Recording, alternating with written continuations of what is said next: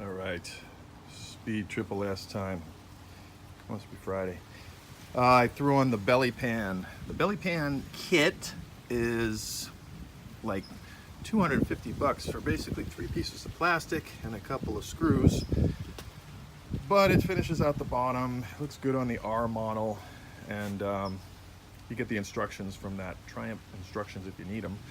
Otherwise, it goes right on there. It's not hard to do.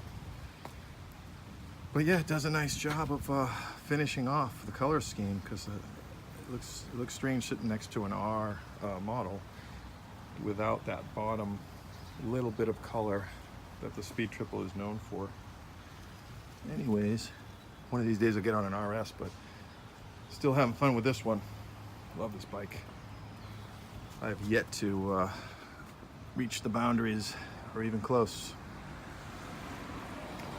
Anyways, be safe out there, people.